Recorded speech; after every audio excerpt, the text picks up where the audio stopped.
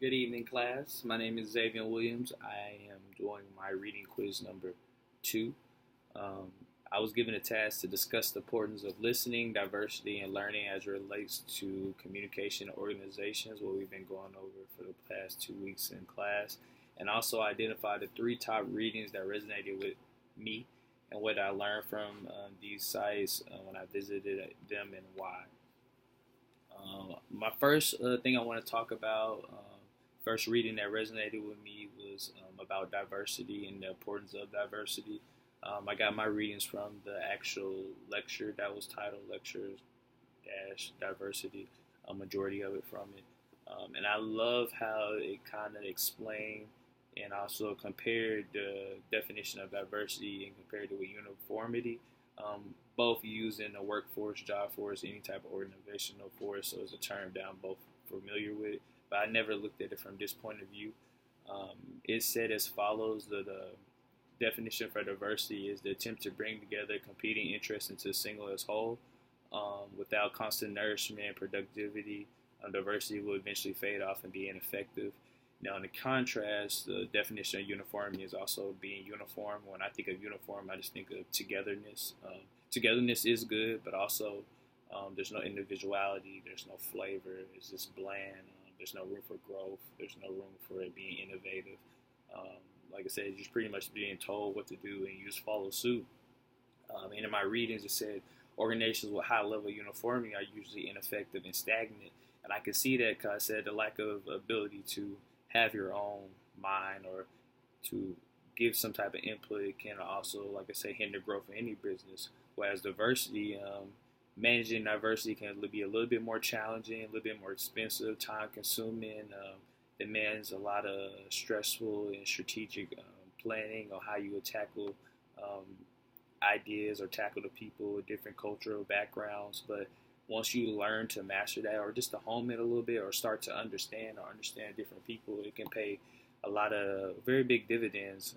When I look at it, like I said, I see the individuality, I see the innovativeness, I see the different ideas bouncing off one another and people starting to understand one another. Um, and then a truly diverse organization with a nice work environment, and everyone has a common goal or common vision to reach towards a goal. Like I said, it becomes very more productive. And I liked how, like I said, that lecture really just explained that to me and it gave me a different perspective of it. And then my next thing I want to touch on from being diverse, and also comes hand in hand with listening to your people with different cultures, different jargon, different slang, whatever case it may be, and understanding. Because a lot of time with people in leadership positions, I feel like even though don't tend to listen to the people that's under them, or like on one of our other discussion boards, under your pay rate.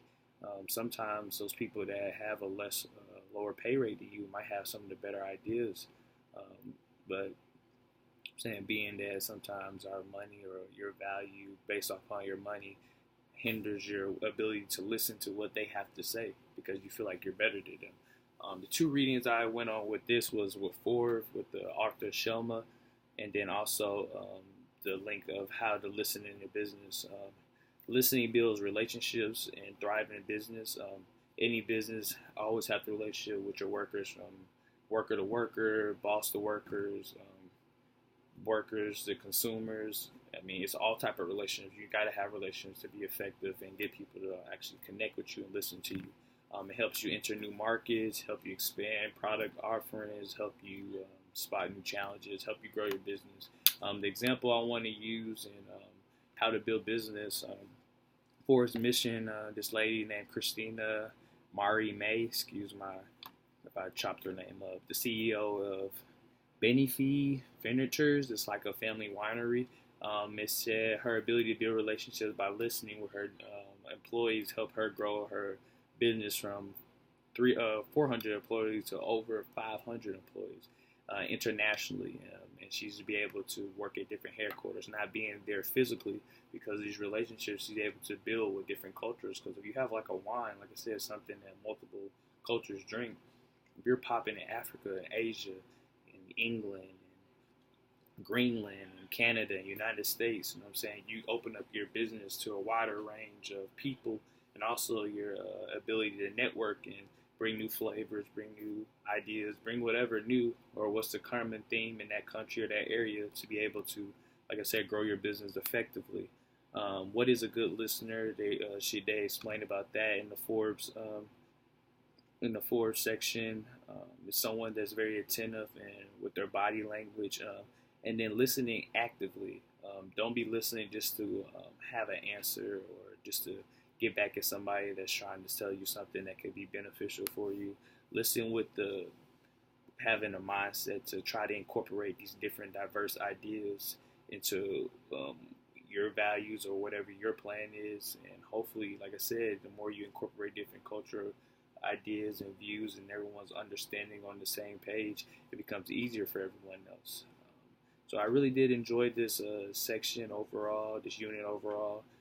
It helped me learn a little bit more about listening and how diversity inside of an organization can be a lot more beneficial than just being a dictator and having everyone do a uniformly. Um, that's all I have for you this week. Comment, share, just give me your feedback, and let's have a nice little discussion. Thank you.